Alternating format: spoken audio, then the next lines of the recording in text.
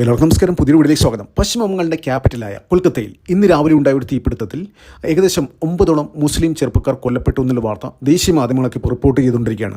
അത് നഗരത്തിൻ്റെ ഹൃദയഭാഗത്ത് ഉള്ള ഒരു അപ്പാർട്ട്മെൻറ്റിൽ, ഏകദേശം 15 നിലയുള്ള ഒരു അപ്പാർട്ട്മെൻറ്റിലെ 12ാമത്തെ ഫ്ലോറിലാണ് തീപിടുത്തം ഉണ്ടായത്. അത് ഈ 12ാമത്തെ ഓരോ ഫ്ലോറിലും മൂന്ന് അപ്പാർട്ട്മെൻറ്റ് വെച്ചിട്ടാണ്. ഈ 12ാമത്തെ ഫ്ലോറിൽ ഒരു അപ്പാർട്ട്മെൻറ്റിലാണ് തീപിടുത്തം ഉണ്ടായത്. ഈ ഒരു അപ്പാർട്ട്മെൻറ്റിൽ, ഒരു 3 BHK അപ്പാർട്ട്മെൻറ്റിലാണ് ഏകദേശം 9ഓളം ചെറുപ്പക്കാർ ഒരുമിച്ച് തമ്പടിച്ചിട്ടുണ്ടായിരുന്നു. അവർ 9 പേരും തീപിടുത്തത്തിൽ കൊല്ലപ്പെട്ടു. അതായത് അവർക്ക് പുറത്ത് ചാടാൻ പോലും പറ്റാത്ത അവസ്ഥയിലാണ് അവർ മൃതദേഹം കണ്ടെടുത്തത്. അവർക്ക് അത്രത്തോളം എല്ലാം മൂടിക്കെട്ടിയുള്ള അവസ്ഥയായിരുന്നു. അപ്പോൾ ഇപ്പോൾ പുറത്തു വരുന്ന ഏറ്റവും പുതിയ റിപ്പോർട്ട് എന്താണെന്ന് വെച്ചാൽ, അജ്ഞാതന്മാർ, അതായത് നമ്മൾ ഒരുപാട് തവണ കേട്ടതാണ്, അത് വിദേശ രാജ്യങ്ങളായാലും അമേരിക്കയിലും കാനഡയിലായാലും ലോകത്തിൻ്റെ പാകിസ്ഥാനിലായാലും ലോകത്തിൻ്റെ പല ഭാഗത്തും അജ്ഞാതന്മാരുടെ ആക്രമണത്തിൽ ഇന്ത്യ തിരയുന്ന മോസ്റ്റ് വാണ്ടഡ്, അത് ഇന്ത്യയുടെ ഹിറ്റ് ലിസ്റ്റിലുള്ള മോസ്റ്റ് വാണ്ടഡ് ക്രിമിനൽസ് കൊല്ലപ്പെടുന്ന വാർത്തകൾ ഞങ്ങൾ കഴിഞ്ഞ 10 വർഷമായിട്ട് ഇങ്ങനെ കേട്ടുകൊണ്ടിരിക്കുകയാണ്. അപ്പോൾ സമാനമായ ഒരു സാഹചര്യം തന്നെയാണ് ഈ കൊൽക്കത്തയിലും സംഭവിച്ചത്. അത് അജ്ഞാതന്മാർ തീയിട്ടു എന്നാണ് കൊൽക്കത്തയുടെ ലോക്കൽ മാധ്യമങ്ങൾ റിപ്പോർട്ട് ചെയ്യുന്നത്. അതായത് ഞാൻ നേരത്തെ പറഞ്ഞ മാതിരി 15 നിലയുള്ള ഈ ഒരു മൊത്തം അപ്പാർട്ട്മെൻറ്റിൽ 12ാമത്തെ നിലയിൽ മാത്രം ഈ ഒരു അപ്പാർട്ട്മെൻറ്റിൽ മാത്രമാണ് തീപിടുത്തം ഉണ്ടായത്. അതായത് വേറെ ഒരു സ്ഥലത്തും ഒരു പ്രശ്നം ഉണ്ടായില്ല. ആ തീപിടുത്തത്തിന് ഏകദേശം 10 മിനിറ്റ് മുന്നേ അവിടെ മൊത്തം കറണ്ട് കട്ടായിരുന്നു. അതായത് മൊത്തം പവർ സപ്ലൈ കട്ടായിരുന്നു, ഡിസ്കണക്റ്റ് ആയിരുന്നു. അതിനുശേഷമാണ് ഇവിടെ തീപിടുത്തം ഉണ്ടായത്. അതായത് അജ്ഞാതന്മാർ ഈ 9 പേരെയും കൊലപ്പെടുത്തി ചുട്ടു കൊന്നു എന്ന് തന്നെയാണ് ഇപ്പോൾ പുറത്തു വരുന്ന വാർത്ത. അപ്പം മറ്റൊരു വാർത്തയും കൂടി ഇതുമായി ബന്ധപ്പെട്ട് വരുന്നുണ്ട്. അതായത് ഈ കൊല്ലപ്പെട്ട 9 പേരും ബംഗ്ലാദേശികളായിരുന്നു എന്നും, പിന്നെ അതുമാത്രമല്ല ഇവർ ലഷ്കർ-ഇ-തൊയ്ബയുടെ ലഷ്കർ മുടികളുടെ തീവ്രവാദ സംഘടനകളുമായി ബന്ധപ്പെട്ടാണ് അത്തരം വലിയ ഓപ്പറേഷന് വേണ്ടിയിട്ടാണ് ഇന്ത്യയിലെത്തിയതും എന്നുള്ള വാർത്തയും പുറത്തു വരുന്നുണ്ട്. അതായത് ഇതൊക്കെ സ്ഥിരീകരിക്കാത്ത റിപ്പോർട്ടാണ് കേട്ടോ. പക്ഷെ എന്ത് തന്നെയാലും കൊൽക്കത്തയിലെ ചില ലോക്കൽ മാധ്യമങ്ങൾ റിപ്പോർട്ട് ചെയ്യുന്ന പ്രകാരം ഇവർ വന്നത് അടുത്ത മാസം ജന്തർ മന്ദിറിൽ ആരംഭിക്കാൻ പോകുന്ന CJPയുടെ കോക്രോച്ച് ജനതാ പാർട്ടിയുടെ പ്രൊട്ടസ്റ്റ് 2 എന്ന് പറയുന്ന 2.0 എന്ന് പറയുന്ന പരിപാടിയിൽ വലിയ രീതിയിൽ വലിയ രീതിയിൽ പ്രശ്നങ്ങൾ ഉണ്ടാക്കാനും ചാവേറുകൾ ആവാൻ വേണ്ടിയിട്ടാണ് ഇവർ വന്നത് എന്നുള്ളൊരു വിവരമാണ് ഇപ്പോൾ പുറത്തു വരുന്നത്. നമ്മൾ നേരത്തെ തന്നെ കണ്ടു, നീറ്റ് എക്സാം ക്രമക്കേടുമായി ബന്ധപ്പെട്ട വിഷയത്തിൽ ഇവർ CJP ജന്തർ മന്ദിറിൽ പ്രൊട്ടസ്റ്റ് നടത്തുമ്പോൾ അത് വലിയ രീതിയിലോ ജിഹാദി എലമെൻറ്റ്സ് നുഴഞ്ഞു കയറിയിരുന്നു. നമ്മുടെ പഞ്ചാബ് പോലീസിൻ്റെ ഹെഡ് തന്നെ എന്താ പറഞ്ഞത്, അതായത് അവിടെ ISIയുടെ പല മൊഡ്യൂൾസും, അതായത് ഇന്ത്യയിൽ പ്രവർത്തിക്കുന്ന മൊഡ്യൂൾസും സ്ലീപ്പർ സെല്ലുകൾ അവിടെ ചാവേറുകളാവാൻ വേണ്ടി വന്നിരുന്നു. പക്ഷേ നമ്മുടെ സുരക്ഷാ ഏജൻസികളുടെ ശക്തമായ ഇടപെടലുകൾ കാരണം, ബുദ്ധിപൂർവമായ ഇടപെടലുകൾ കാരണം അതില്ലാതായി പോയി എന്നാണ് പഞ്ചാബ് പോലീസിൻ്റെ ഹെഡ് പറഞ്ഞത്. പഞ്ചാബ് പോലീസ് ഹെഡിനെ കഴിഞ്ഞ ദിവസം മാറ്റിയിരുന്നു. അപ്പോൾ എന്ത് തന്നെയാലും ഇപ്പോൾ ഏത് കോണ്ടക്സ്റ്റിലാണ് ഇവർ ഇത്തരത്തിൽ ഇന്ത്യയിലേക്ക് വരാൻ പോകുന്നത്? നമുക്കറിയാം, അടുത്ത മാസം സെപ്റ്റംബർ 10 തൊട്ട് 12 വരെ ഇന്ത്യയിൽ ബ്രിക്സ് ഉച്ചകോടി നടക്കാൻ പോവുകയാണ്.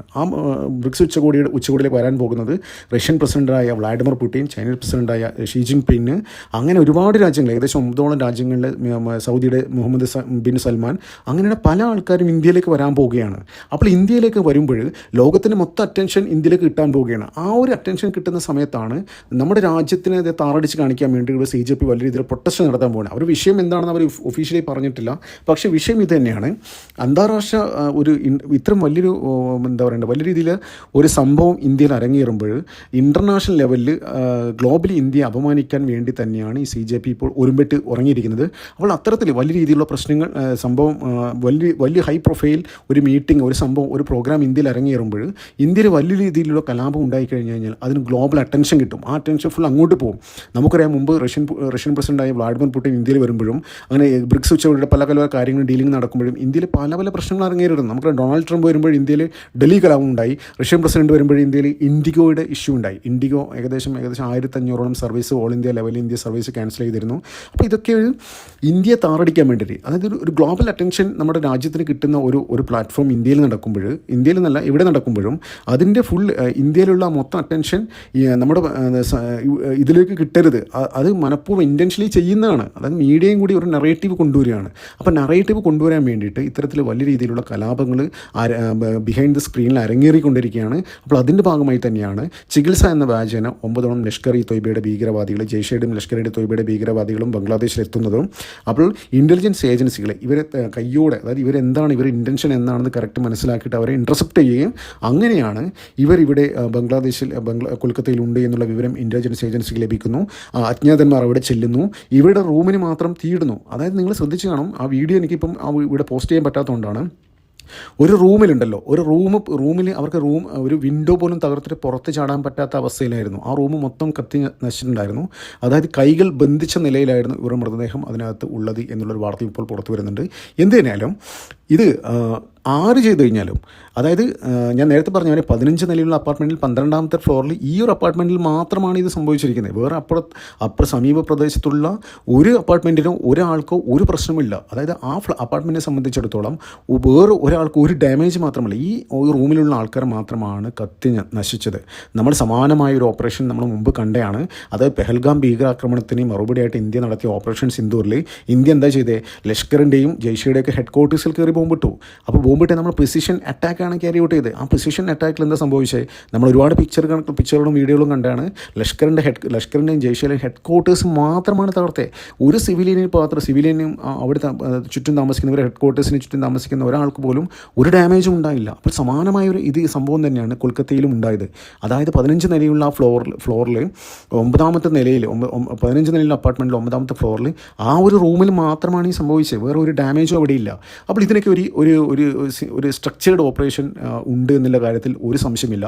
എന്തിനായാലും കൊൽക്കത്തയുടെ നഗരഭാഗത്ത് ഹൃദയഭാഗത്ത് നടന്ന ഈ തീവ്രവാദി എന്താ പറയണ്ടേ, ഈ ബംഗ്ലാദേശ് ലഷ്കറിൻ്റെ ജയ്ഷയുടെ ഭീകരവാദികളെ കൊന്നതിന് പിന്നിൽ അജ്ഞാതന്മാർ ആണ് എന്നുള്ള ഏറ്റവും പുതിയ അപ്ഡേറ്റാണ് ഇതുമായി ബന്ധപ്പെട്ട് പുറത്തു വരുന്നത്. നമുക്കറിയാം, കഴിഞ്ഞ 15 വർഷമായിട്ട് ബംഗാൾ ഭരിച്ചുകൊണ്ടിരുന്നത് മമതാ ബാനർജി ആയിരുന്നു. ആ സമയത്ത് വലിയ രീതിയിലുള്ള ഒരു ഡിസ്പ്യൂട്ട് സെൻട്രൽ ഗവൺമെൻറ്റും നമ്മുടെ മമതാ ബാനർജി സർക്കാരും ഉണ്ടായിരുന്നു. ഡിഫൻസ് അത് അവിടെ ഫെൻസിങ് കെട്ടാൻ പോലും അനുവദിക്കാത്ത രീതിയിൽ സുപ്രീം കോടതിയിൽ പോയിട്ടും ഇങ്ങനെ ഡ്രാഗ് ചെയ്ത് കളിക്കുകയായിരുന്നു ആ ഒരു ഇത്.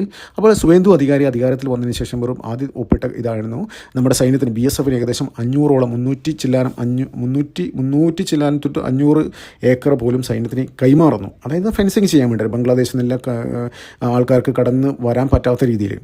അപ്പോൾ ഇത്തരത്തിലുള്ള കാര്യങ്ങളാണ് അവിടെ നടന്നുകൊണ്ടിരിക്കുന്നത്. എന്ത് തന്നെയായാലും അപ്പോൾ ഇത്തരം കാര്യങ്ങളൊക്കെ സമീപകാലത്ത് ബംഗാളിൽ നടന്നുകൊണ്ടിരിക്കുന്ന കാര്യങ്ങളൊക്കെ വെച്ച് നോക്കുകയാണെങ്കിൽ അജ്ഞാതന്മാർ പൂണ്ട് വിളയാടി എന്ന് തന്നെ വേണമെങ്കിൽ പറയാം. അതായത് നമ്മുടെ രാജ്യത്തിൻ്റെ അഖണ്ഡതയ്ക്കും എതിരെ നിൽക്കുന്ന ഏതൊരു ശക്തിയെയും നമ്മൾ ഇല്ലാതാക്കും എന്നാണ് നമ്മുടെ സുവേന്ദു അധികാരി സത്യപ്രതിജ്ഞ സമയത്ത് പറഞ്ഞത്. അപ്പോൾ അത് തന്നെയാണ് ഇവിടെ അരങ്ങേറിയിരിക്കുന്നത്.